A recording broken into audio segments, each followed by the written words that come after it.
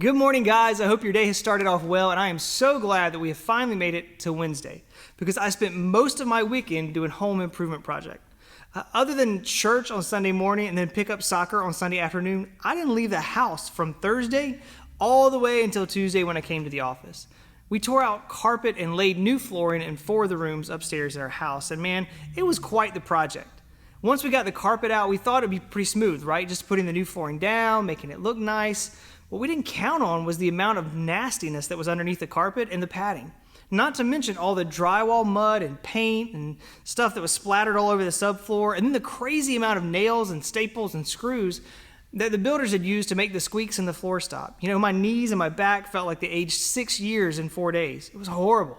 But I have to admit, it does look fantastic now. As I had lots of time to think over the past 4 days of me flooring, I noticed that it would be so much easier if the subfloor had been ready for us. You know, well over half the time was spent on cleaning up all the junk on the floor so it wouldn't affect the new flooring and how it fit together. A solid and a clean foundation, it would have cut my workload in half. And the same thing is true in our lives as well. When we build our lives on a solid foundation, the work is going to seem easier and the finished product is going to look better.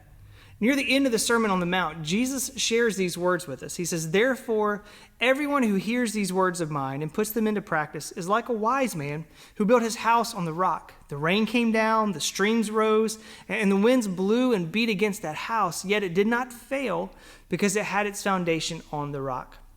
The life that is built on the firm foundation of Jesus is going to stand through the storms of life. The life that's built on anything else will always be in danger of falling apart. And now as I was laying the flooring, I'd have this section that was just clean and the subfloor was flat and the board would fit perfectly. And then I'd try to go put the next one down only to find like a nail head that I'd missed or some drywall mud, and it made it sit up too high and the board would wobble. You know, I know in my own life, I would much prefer that solid foundation instead of dealing with a wobbly, shaky day and a shaky life. You know, people use all kinds of things as foundations for their lives. It could be a family name. It could be a bank account, possibly a sport that they're good at, or their own intellect. And while those things might look good for a foundation, when the storms of life come, those kind of things are going to crumble. We need to be absolutely certain that our lives are built on the foundation of Jesus Christ. He and He alone is unchanging, unshaken, and dependable.